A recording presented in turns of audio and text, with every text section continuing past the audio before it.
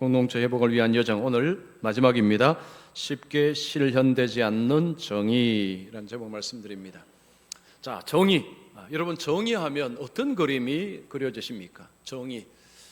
자, 우리는 정의로운 세상에 살고 싶어 합니다. 정의로운 세상. 정의로운 세상. 자, 그러면 불의한 세상도 있습니다. 정의로운 세상과 불의한 세상, 어떤 차이가 있겠습니까? 자, 어떤 나라에서 아니면 어떤 조직에서 정의롭다, 정의롭지 못하다, 뭘 보고 알 수 있을까요?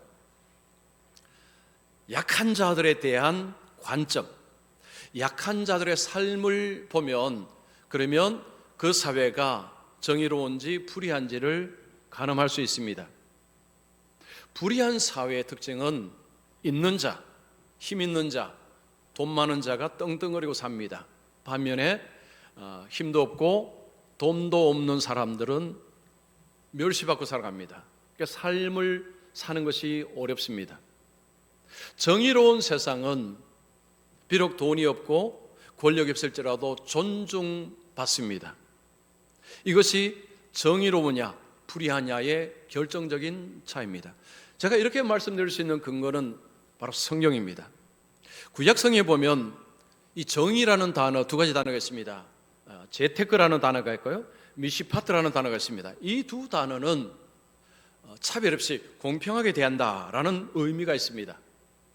이 단어를 쓸 때는 거의 약한 자와 연결을 해서 씁니다. 자, 예를 하나 보겠습니다. 스가랴 7장 9절 10절 우리 같이 한번 읽겠습니다. 만군의 여호와가 이같이 말하여 이르시기를 너희는 진실한 재판 미시파트를 행하며 서로 인애와 긍휼을 베풀며 과부와 고아와 나그네와 궁핍한 자를 압제하지 말며 서로 해하려고 마음에 도모하지 말라. 아멘. 완전 스테레오입니다. 자, 여기 보면 진실한 재판, 이 재판이라는 의미가 이 정의라는 의미가 들어있는 이 미시파트라는 단어인데, 자, 이 단어를 쓰면서 고아, 과부, 나그네, 궁핍한 자를 이야기합니다. 자, 이들이 홀대받지 않도록, 이들이 억울한 일을 당하지 않도록 이들을 잘 돕는 것, 이것이 바로 정의다라고 이야기하는 것입니다. 성경에서 정의를 이야기한다는 것은 뭘 의미할까요? 하나님이 정의로우시다, 바로 그 이야기입니다. 하나님은 정의로우시다. 자, 성경에 시편에 이런 말씀이 있습니다. 하나님은 고아의 아버지시며 과부의 재판장이시라. 자, 하나님은 고아의 아버지, 고아의 아버지라는 것은 고아를 돌보시는 분, 재판장, 과부의 재판장이라는 것은 과부의 억울함을 풀어주시는 하나님. 그래서 하나님은 정의의 하나님이라 그렇게 말할 수 있습니다. 또한 하나님은 정의의 하나님이심을 보여주는 증거는 십자가입니다. 예수님의 십자가는 하나님의 공의로우심, 하나님의 정의로우심을 보여주는 표시입니다.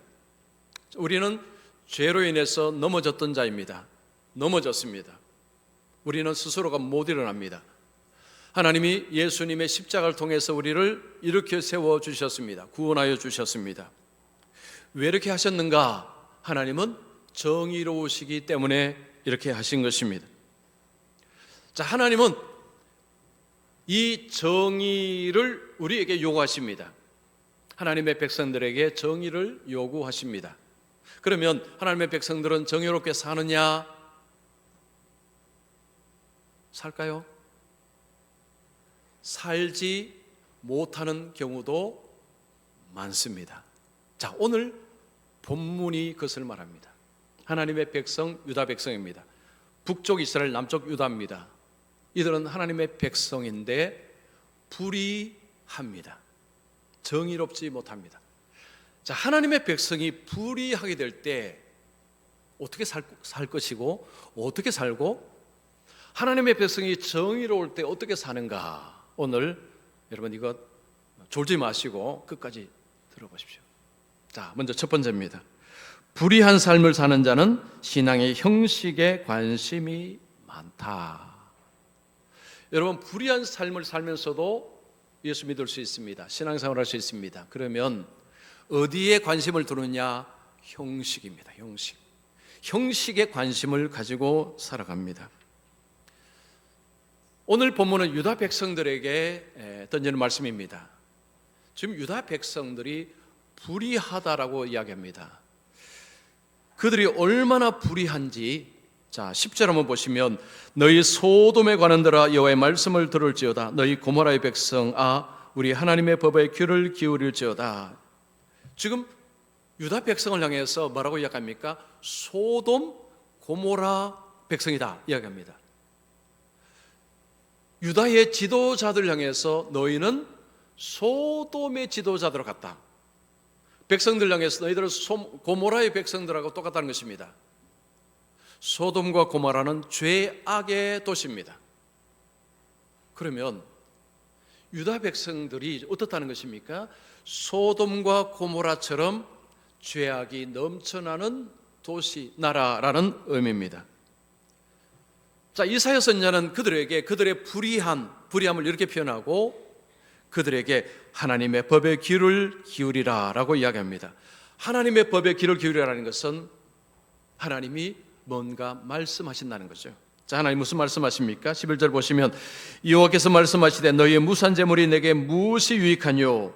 나는 순양의 번제와 살찐 짐승의 기름에 배불렀고 나는 수송아지나 어린 양이나 순염소의 피를 기뻐하지 아니하노라. 하나님께서 유다 백성들에게 무슨 말씀을 하십니까? 너희들의 제사 나 안 받는다는 것입니다. 너희들이 제사를 열심히 드리는데 그거 아무 소용없다. 나는 관심 없다. 이렇게 이야기하시는 것입니다. 너희의 무산 제물이 내게 무엇이 유익하뇨? 아무 유익이 없다는 것입니다. 그들은 하나님 앞에 제사는 열심히 드렸습니다. 자, 제사는 왜 했습니까? 죄 용서가 궁극적인 목적입니다. 그들이 제사를 드린 것은 그들의 죄를 용서받기 위함입니다.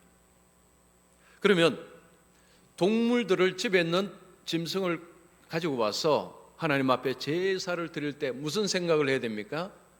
이 짐승이 나 때문에 내 죄로 인해서 죽어나갑니다. 이 짐승이 아니었다면 나는 죽을 죄인입니다. 아, 이 죄가 이렇게 무섭구나. 내가 이 죄를 좀 멀리하면 살아야 되겠다. 이 죄를 다시는 짓지 않도록 그렇게 해봐야 되겠다라고 생각하는 것이 정상입니다. 그런데 너무나 놀랍게도 그들은 제사를 악용을 했습니다. 제사를 이렇게 생각했습니다. 죄 짓고 그 다음 제사하면 죄 용서 받으니 열심히 죄 짓자, 이렇게 산 것입니다. 즉 불의한 것을 행할 때 꺼리낌이나 이런 것이 없었습니다. 왜냐? 제사하면 되니까. 제사하면 죄 용서 받으니까. 그래서 그들은 제사를 열심히 드린 것입니다. 뭘 위해서요? 열심히 죄를 짓기 위해서. 하나님은 그들에게 너희들의 제사는 필요 없다는 것입니다. 아무 소용없다는 거죠. 나 안 받겠다는 것입니다. 그들은 하나님을 오해했습니다. 하나님은 자동 판매기가 아니십니다. 동전 집어넣으면 누르면 그냥 음료수에 나오는 이런 자동 판매기가 아니라는 거죠. 하나님은 그들의 마음을 보십니다. 자, 우리 예레미야 17장 10절 말씀 같이 읽습니다. 시작. 심장을 살피며 폐부를 시험하고 각각 그의 행위와 그의 행실대로 보응하나니. 자, 하나님은 우리가 하나님 앞에 예배드릴 때 하나님은 우리의 겉모습만 보는 게 아니고 우리의 속사람, 우리의 마음을 보신다는 거죠. 그들은 속은 더러운 죄악으로 가득 찼습니다. 그런데 짐승 끌고 와서 제사를 드리면 그들이 이제 됐다, 이제 내가 용서함 받았다, 거기서 만족을 해버렸다는 거죠. 그들은 제사에 지대한 관심을 가지고 있었습니다. 제사는 열심히 드렸습니다. 그런데 하나님은 이 제사를 안 받겠다고 하신 것입니다. 여러분 12절 보시면 너희가 내 앞에 보이러 오니, 내 앞에 보이러 온다는 것은 그들이 재물에만 신경을 쓰고 있다는 것입니다. 어떻게 하면 이 재물, 이 좋은 재물을 가지고 갈까 이것만 관심을 가졌다는 것입니다. 요즘식으로 말하면 그냥 내가 얼마나 깨끗한 옷을 입고 얼마나 많은 헌금을 하고 이런 형식에 굉장히 민감하게 관심을 가졌다는 것입니다. 내 마당만 밟을 뿐이니라. 이것은 하나님의 거룩하심을 훼손했다는 것입니다. 자, 하나님께서 지금 유다 백성들에게 분노하시는 것입니다. 분노를 드러내시는 것입니다. 13절 보시면 헛된 재물을 다시 가져오지 말라. 너희들이 가져오는 것은 다 헛되다는 것입니다. 아무리 좋은 것을 가지고 오고 아무리 그들의 눈에는 좋아 보일지 모르지만 헛되다는 것입니다. 소용이 없다는 거죠. 가치 없다는 것입니다. 마지막에 이런 표현이 있죠. 내가 견디지 못하겠노라. 이 표현은요, 하나님의 그 어떤 마음을 표현하는 것입니다. 내가 견디지 못하겠다는 거죠. 너무 힘들다는 것입니다. 하나님이 그들의 제사를 보면서 너무 힘들다는 거죠. 그만 가져오라. 오지 마라. 됐다. 안 오시면 좋겠다는 것입니다. 너무 역겹다는 거죠. 14절에 내게 무거운 짐이라. 자, 하나님께서는 지금 이 제사를 가면서 내가 너무 무겁다, 너무 힘들다는 것입니다. 이제 좀 그만 와라, 오지 말라는 것입니다. 얼마나 힘들었으면 오지 마라, 이제 좀 그만 와라, 제발 오지 말라는 것입니다. 이 정도로 하나님은 그들을 싫어하셨습니다. 그들의 삶의 불의함, 그들의 어떤 삶 속의 불의함은 그들은 그 불의함에 관해서는 전혀 거리낌이 없었습니다. 그냥 좋은 예물을 가지고 가면 그러면 하나님이 용서해 주시니까 뭐 그 다음에 그러니까 죄 짓는 것이 쉬워진 것입니다. 일상에 만난 언약이라는 책이 있습니다. 이 책에 보니까 이런 제목의 글이 있었습니다. 고구려인들이 드린 최초의 예배. 제가 그 책을 보다가요, 고구려 시대에 기독교가 안 들어왔는데, 아니 고구려 시대 고구려인들 무슨 예배를 드렸다고 하면서 제가 좀 의심이 나고 궁금해서 이제 계속 읽었습니다. 자, 이 책의 내용이 이렇습니다. 2006년에 대조영이라는 역사 드라마가 방영됐습니다. 여러분 혹시 기억나십니까? 대조영. 저는 제가 그때 이제 미국에 있었는데 아직 잘 기억 안 납니다.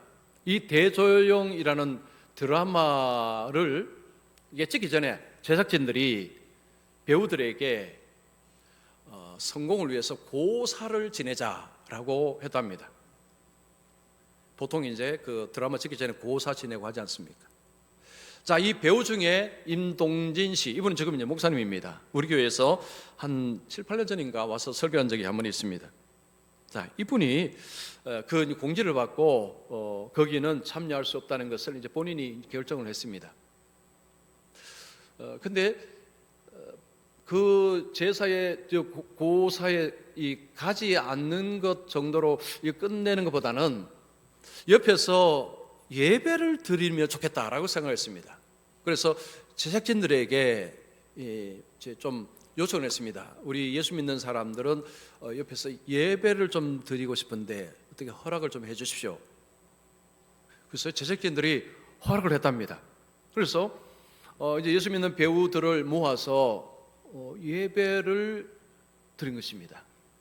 그런데 예배를 어떻게 드린 거 아니니까 이제 갑옷 입는 사람 갑옷 입고 있고 수염 붙이고 고구려인들의 무사 모습으로 이제 사람들이 예배를 드렸답니다. 이 모습을 보고 임동진 이제 목사님이죠. 이분이 표현을 쓴 게 고구려인들이 드리는 최초의 예배다, 이렇게 표현한 것입니다. 뭐 실제 고구려는 아니죠. 자, 제가 이 글을 보면서요, 와, 이거 정말 놀랍다. 그리고 이 예배는 상당히 의미가 있습니다.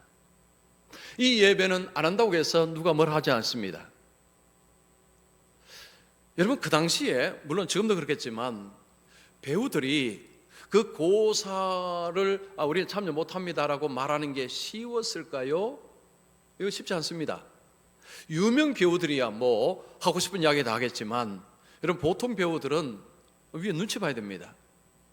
근데 그 고사에 참여할 수 없습니다라는 그런 이야기를 한다는 것 자체가 쉽지 않습니다. 지금부터 한 20년 거의 전입니다. 그런데 이 정도가 아니죠. 예배를 하겠다. 이건 어떤 의미입니까? 그들이 방해한다라고 받아들일 수도 있습니다. 우리 고사를 방해한다고 받아들일 수도 있는 표현이 예배하겠다는 것입니다. 그런데 제작진들이 예배를 하도록 허락을 했다는 거죠. 이거 참 놀랍습니다. 책에는 그런 글은 없었지만 제가 느끼기에는 여기에 그 참여한 우리 임동진 이분도 그렇고 예수 믿는 자들이 참 그들 앞에서 괜찮은 삶을 살았는가 보다. 즉 그리스도인으로서 정체성을 가지고 잘 했는가 보다라는 생각이 들었습니다. 만약에 여러분 그 배우들이 그리스도인인데도 별로 보기 좋지도 않고 이렇게 좀 그렇게 했으면 여러분 우리가 예배 드리겠다라고 할 수 있겠습니까? 또 한다고 한들 제작진들이 흔쾌히 그렇게 하라고 할 수 있겠습니까? 어렵습니다. 즉 그들이 일상생활 속에서 그리스도인들로서 참 좋은 모습을 보였다라고 할 수 있습니다. 예배라는 것은 예배의 형식, 예배라는 형식도 있지만 일상의 삶이 중요하다는 거죠. 이 두 개가 같이 가야 됩니다. 길따름이라는 책이 있습니다. 이 책에 보니까요, 예배가 우상 숭배가 될 수 있다라는 어떤 글이 있었습니다. 하나님께 예배를 드리는데 이 예배가 우상 숭배가 될 수 있다는 것입니다. 아니 하나님께 드리는 예배가 어떻게 우상 숭배가 될 수 있습니까? 자, 여기에 쓰인 표현 한번 들어보십시오. 무한 광대하신 하나님의 신비에 대한 무관심과 기대 없음, 그리고 하나님을 아는 지식의 천박함, 내지는 자기 중심적 이해와 오해들을 갖고 예배할 때, 자, 표현을 좀 쉽게 설명하면 하나님이 누구신지에 관해서 아무 관심이 없습니다. 오로지 내가 복 받는 것, 여기만 관심 가지고 예배할 때, 이때 우상 숭배가 될 수 있다는 거죠. 즉 성경의 하나님, 그 하나님을 예배하는 것이 아니라 성경에 나타나지 않는 자기가 생각하는 하나님을 예배한다는 것입니다. 여러분 번영신학이라고 들어보셨습니까? 번영신학. 이게 미국에서 미국 남미 이러다가 우리나라도 들어와서 이 번역신학이라는 것이 한동안 이렇게 좀 활개치고 지금도 있습니다. 이 번영이라는 것은 다른 말로 하면 성공입니다. 성공을 위한 신학입니다. 자, 이 신학의 핵심은 그겁니다. 하나님은 나를 성공시켜 주시는 하나님, 하나님은 나를 잘되게 하시는 하나님, 이 땅에서 세속주의적인 복을 주시는 하나님, 이런 하나님으로 이야기하는 것입니다. 만약에 어떤 목사가 설교할 때 예수 믿으면 모든 질병에서 노임을 받을 수 있습니다, 예수 믿으면 여러분 성공합니다, 예수 믿으면 여러분 부자 됩니다, 이렇게 설교하면 그분의 신학은 번영신학입니다. 성공신학입니다. 성경에서 하나님하고 다른 하나님입니다. 자, 본문에서 유다 백성들은 어떤 하나님을 섬겼을까요? 자기들 욕심을 채우는 하나님, 하나님이 누구시고 하나님이 무엇을 원하시는지에 관해서는 아무 관심이 없었습니다. 그냥 하나님을 부르는 이유는 내 잘되기 위해서입니다. 내 가족들, 내 식구들, 내가 잘되는 것, 오로지 관심은 여기에 있었습니다. 자, 우리 성도님들은 어떤 예배자이십니까? 지난 한 주간 어떻게 사셨습니까? 하나님 앞에서 하나님을 인식하고 하나님 앞에서 삶을 사셨습니까? 아니면 그냥 세상 사람들 사는 것처럼 그냥 그렇게 살다가 허겁지겁 주일 되니까 아이고 주일이네 교회 가야지 하고 오셨습니까? 하나님은 여러분의 심장을 보십니다. 하나님은 여러분의 마음을 보십니다. 우리의 몸이 여기 있을지라도, 우리가 예배라는 형식을 갖춰져 있을지라도 하나님이 거절하시는 예배자가 될 수 있다는 것이 오늘 말씀입니다. 우리가 하나님의 뜻에 관심이 없으면요, 어디에만 관심이 있느냐?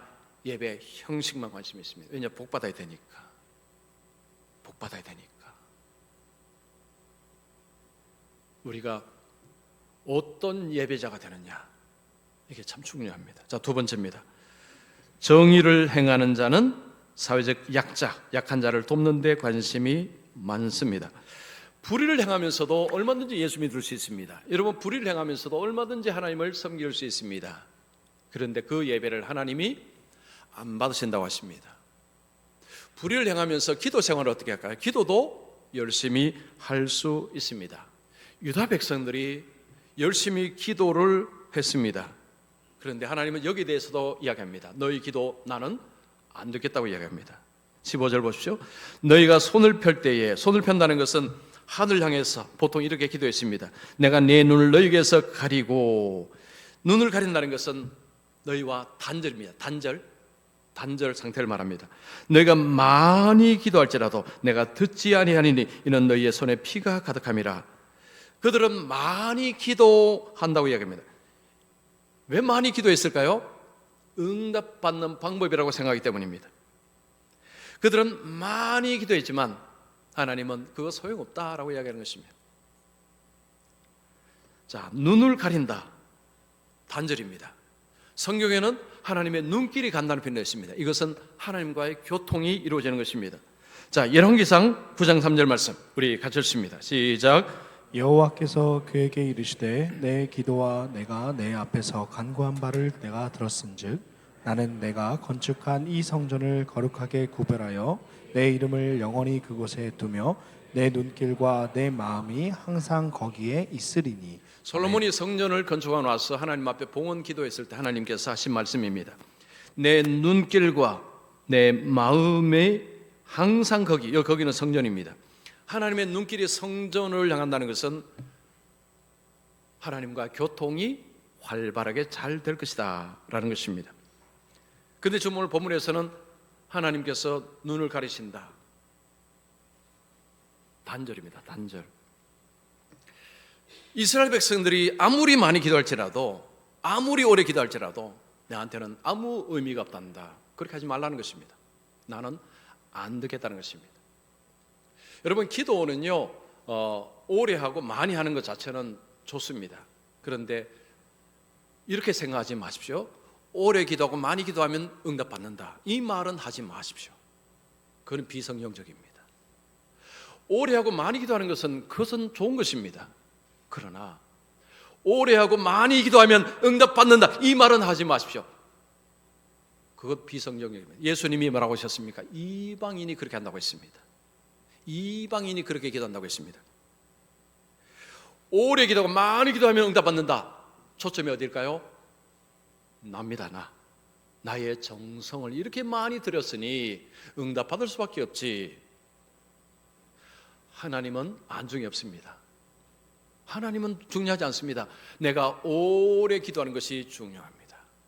지금 이스라엘 유다 백성들이요, 오래 많이 기도했다는 거죠. 응답받기 위해서. 그런데 하나님 뭐라고 하십니까? 나 안 듣겠다라고 하셨습니다.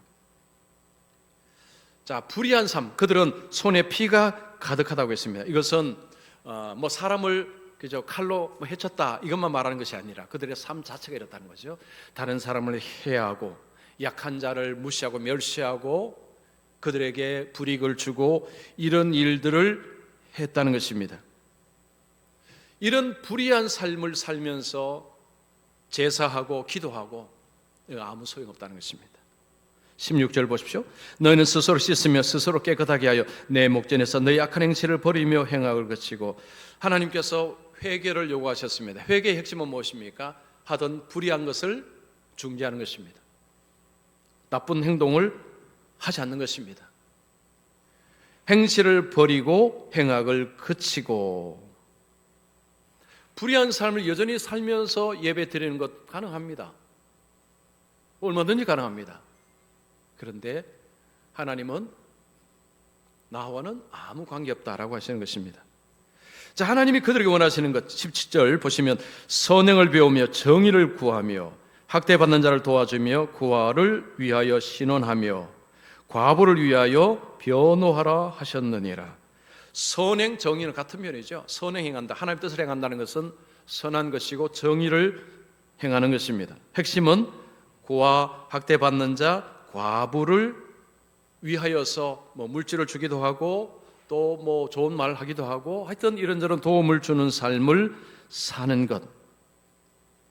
이 표현을 하신다는 건 뭡니까? 이렇게 하지 않았다는 거죠. 약한 자들이 살기가 힘든 사회 구조였다는 것입니다. 있는 자들은 떵떵거립니다. 없는 자들은 숨죽여서 힘들게 사는 삶의 구조였다는 것입니다.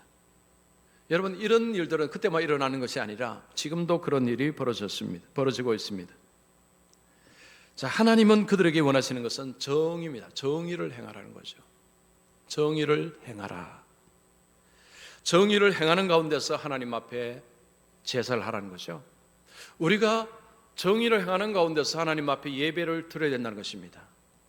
그냥 예배만 드리면 복 받는다, 그런 성경은 없습니다. 그런 하나님은 없다는 거죠. 그런데 그때나 지금이나 적지 않은 분들이 성경에 없는 하나님을 찾고 있습니다.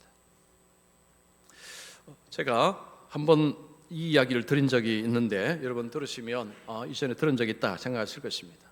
이 이야기는요, 정의를 표현할 때 정말 중요한 이야기여서 제가 다시 합니다. 뭐 처음 들으신 분들은 처음 들으시면 되고요. 어떤 권사님 집에 강도 든 이야기, 뭐 좀 기억나십니까? 자, 어떤 권사님 집에 복면 강도가 들었습니다. 칼을 들고 들어왔습니다. 소리가 나자 권사님이 깼습니다. 권사님께 칼을 막 겨눕니다. 자, 그러자 권사님이 갑자기 기도합니다. 하나님 아버지, 이 사람을 불쌍히 여겨 주시옵소서. 이 사람이 다시는 이런 나쁜 짓 하지 않도록 하나님 도와주시옵소서라고 갑자기 기도를 하는 것입니다. 강도가 얼마나 놀랐을까요? 강도짓 하러 왔는데 갑자기 기도하니까. 그러면서 권사님이 아니 왜 이런 나쁜 짓을 합니까? 라고 물었습니다. 그자 그 강도가 말합니다. 얼마 전에 제가 이제 교도소에서 출소를 했습니다. 근데 아무도 나를 받아주지 않습니다. 손수레를 가지고 장사를 좀 하려고 하니 돈이 필요합니다. 그래서 돈 훔치러 왔습니다 라는 것입니다. 그 말 듣고 이 권사님이 돈이 있는 것, 서랍 있는 장목이든지 하여튼 거기에 돈을 가지고 이 강도에게 줍니다. 주면서 이거 가지고 장사하세요. 장사하시고 성공하시오. 이렇게 이야기합니다. 이러니까 이 복면 강도가요, 감동을 받았습니다. 이 복면을 이제 벗고는 아이고 권사님 너무너무 감사합니다. 이 은혜 평생 잊지 않겠습니다 하고 이제 그 돈을 받아서 나오는데 권사님이 마중까지 나옵니다. 이제 이분이 이제 나가야 되지 않습니까? 권사님 문 열어주면 나가니 바깥 좀 추운 것 같습니다. 복면 강도가 권사님 좀 춥습니다. 빨리 들어가세요. 아니 내가 저 문까지 나간다고. 권사님 저 문 입구까지 나오면서 성공하세요라고 했습니다. 그래서 그 강도는요 연신 인사를 하고 고맙습니다 하고 이렇게 갔습니다. 그 다음에 권사님이 어디로 갔을까요? 파출소로 갔습니다. 가서 신고했습니다. 경찰이 그 사람을 잡았습니다. 여러분, 그 복면 강도가 이 권사님을 어떻게 볼까요? 째려봤습니다. 조금 전에 천사 같은 모습으로 기도해 주었는데 경찰관들이 옆에서 그 이야기를 듣고는 저런 사람이 무슨 권사야 라고 했답니다. 자, 질문할게요. 이 권사님은 정의를 행했습니까? 자, 이분은 정의를 행했습니까? 세상적으로는 정의를 행했습니다. 여러분, 세상의 정의는 무엇입니까? 잘못했으면 벌 받아야죠. 그게 정의입니다. 그래서 이 권사님은 세상적으로 볼 때는 정의를 행했습니다. 그 사람은 분명히 죄를 지었습니다. 그 죄에 대해서 합당한 벌을 받도록 했기 때문에 세상적으로 보면 정의를 행했습니다. 그러면 하나님의 정의에 부합됩니까? 아니요, 부합되지 않습니다. 그러면 모든 강도는 신고하면 안 됩니까? 그 이야기가 아니죠. 이 권사님이 그에게 어떻게 대우를 했습니까? 자기 돈을 내주면서 성공하십시오 이렇게 안 했으면 괜찮은데 그렇게 했지 않습니까? 즉 그 사람이 자신의 죄를 뉘우치고 뭔가 새롭게 살 수 있는 기회를 줄 수 있었는데, 그런데 그것을 막아버렸습니다. 하나님의 정의가 아닙니다. 불입니다. 불의. 자, 하나님께서 우리에게 정의를 요구하십니다. 왜 정의를 요구하실까요? 자, 우리 신명기 10장 18절 19절 같이 읽습니다. 시작. 고아와 과부를 위하여 정의를 행하시며 나그네를 사랑하며 그에게 떡과 옷을 주시나니 너희는 나그네를 사랑하라. 전에 너희도 애굽 땅에서 나그네 되었음이니라. 아멘. 자, 보시면 너희는 나그네를 사랑하라. 그 다음 표현이 전에 너희도 애굽 땅에서 나그네 되었습니다. 이 나그네라는 것은 약하다는 것의 표현입니다. 애굽 땅에서 그들은 종이었습니다. 이스라엘 백성들이 애굽 땅에서 학대를 받는 자들이었습니다. 약한 자들이었습니다. 하나님이 은혜를 베푸셔서 그 자리에서 건져내셨습니다. 하나님이 그 이야기를 하는 것입니다. 너희가 나로 인해서 건짐을 받았기에 너희도 다른 약한 자들을 도와주라. 그들을 회복케 하는데 힘쓰라. 그런 이야기입니다. 여러분, 오늘날 세상에 정의 잘 안 보이죠? 특히 하나님의 정의는 더 안 보입니다. 뭐 그럴 수밖에 없지요. 여러분, 교회는 어떻습니까? 오늘날 교회는 하나님의 정의가 있습니까? 이 말은 여러분, 교회에서 돈이 좀 없다고 멸시받지 않고, 몸에 질병이 있다고 멸시받지 않고, 오히려 존중받고, 좀 사회적 지위가 낮다고 해서 교회 오니까 무시당하지 않고 존중받고, 정의로운 교회입니다. 교회만 가면 다 존중을 받고, 교회만 가면 다 이해하고 다 받아주고, 이런 교회입니까? 자, 우리 교회는 어떻습니까? 이건 뭐 마음으로 대답하세요. 여러분, 우리 교회는 내가 돈이 없다고 하는데 교회가 나를 멸시하지 않고, 사람들이 나를 멸시하지 않고 나를 존중해주고, 몸이 아픈 사람이 우리 교회에서 존중받고, 이런 게 맞습니까? 저는 우리 교회가 그런 교회 맞다고 생각합니다. 물론 뭐 부족한 부분도 있죠. 부분적으로는 뭐 조금 약한 부분이 있겠지만 전체적으로 볼 때는요, 우리 교회는 그런 교회입니다. 물론 우리가 계속해서 개선해 나가야 되지만, 제가 보는 우리 교회는요, 우리 교회는 없다고 무시당하거나 멸시당하는 교회는 아닙니다. 뭐 저도 제가 없다고 저는 멸시하지 않습니다. 뭐 사회적인 지위가 낮다고 제가 멸시하거나 뭐 그런 일은 없습니다. 그런 생각조차 없습니다. 왜냐? 그것은 악이기 때문입니다. 하나님이 미워하시기 때문입니다. 하나님을 두려워하는 사람은 그렇게 할 수가 없습니다. 자, 우리 교회가 압도적이고 독보적이고 보험용 교회. 자, 지금 그렇다는 게 아니고 계속 가겠다는 거죠. 그런 교회로 가는 데 있어서 중요한 것이 뭐냐? 정의, 하나님의 정의가 살아있는 교회, 하나님의 정의가 있는 교회, 바로 그런 교회가 압도적이고 독보적이고 복음적인 교회입니다. 그래서 왜 우리 교회가 압도적, 독보적, 복음적이냐? 정의, 하나님의 정의가 있기에. 그래서 우리 모두는 이 정의를 세우는 데 힘을 써야 합니다. 자, 이건 저뿐만 아니고 우리 모두가 이 하나님의 정의에 동참하셔서 하나님이 정의를 행하라고 하신 그 말씀을 따라서 교회, 그리고 바깥에서도 하나님의 뜻을 따라서 그렇게 살아가시면 정의를 행하실 수 있습니다. 정의에 관심 있는 사람은 약한 자를 함부로 대하지 않습니다. 저는 우리 성도님들이, 우리 교회가 정의로운 삶, 정의로운 교회가 되기를 축원합니다. 그래서 하나님 앞에 영광을 올려드리기를 소망합니다.